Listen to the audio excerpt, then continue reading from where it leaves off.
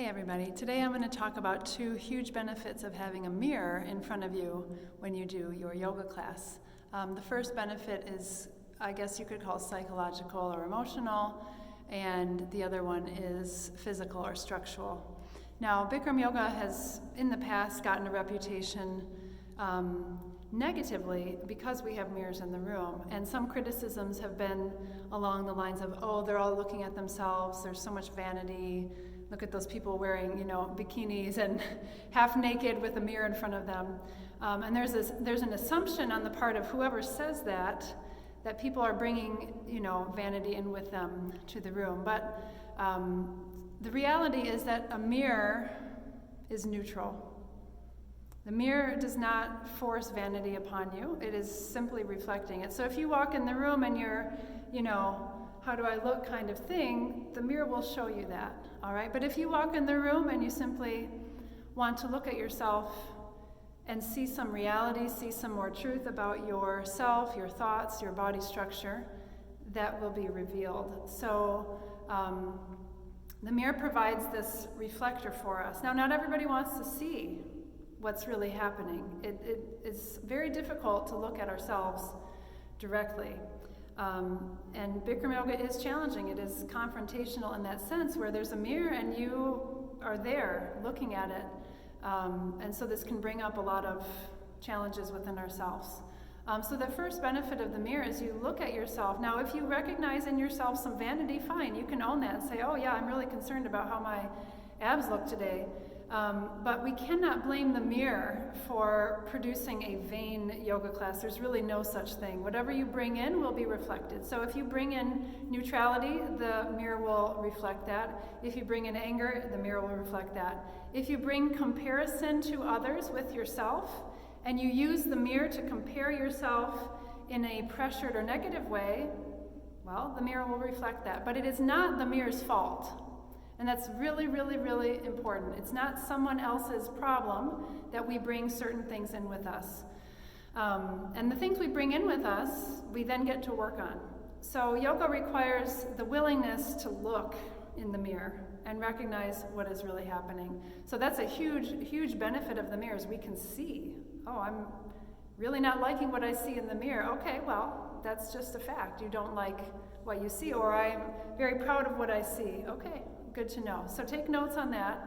That is exactly what you can work on. Whether it's I don't like what I see or I'm very, showing off what I see. That is exactly where you can start from. And the mirror helps us with that. I do other yoga practices and know yoga practices where a mirror is absolutely not part of the picture. You keep your eyes closed, in fact, and you focus completely internally. I think that's great. It is absolutely wonderful to have that experience. But this brings me to the second benefit of having the mirror in Bikram yoga, which is what I would call the more structural or physical aspect.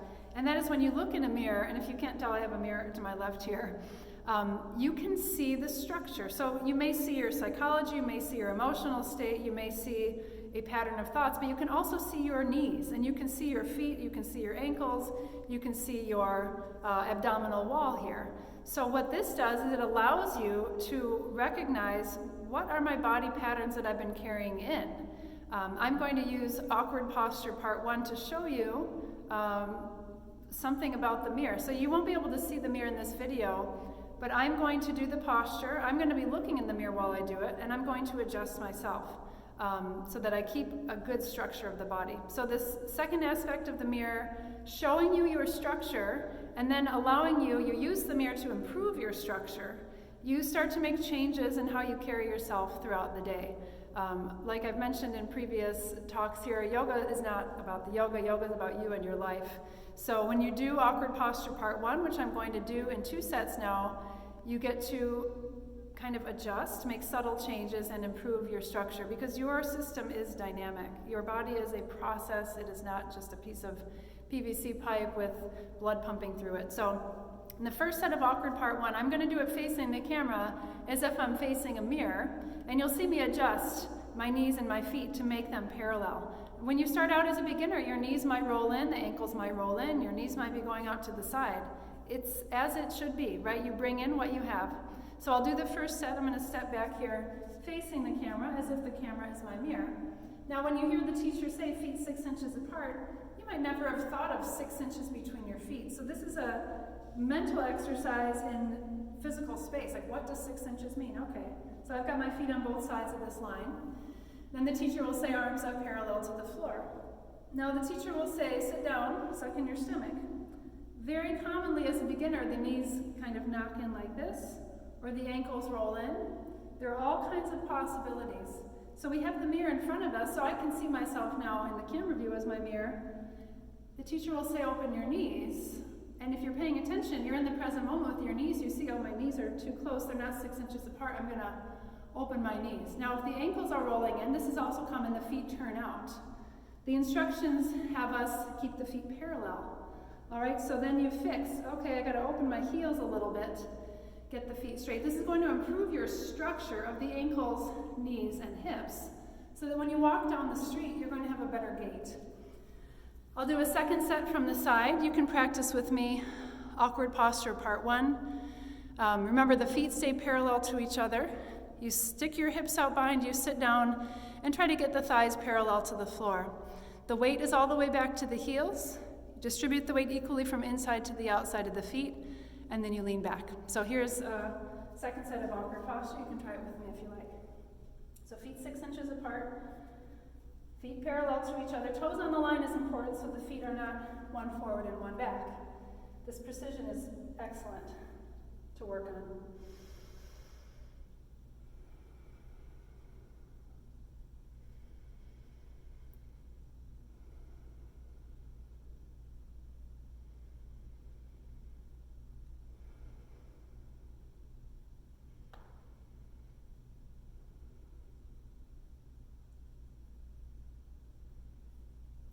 So there you have it. I've used the mirror mentally, physically, emotionally, in every way to improve the structure and make shifts in the rest of my day and then the day after that. Happy awkward pose to you.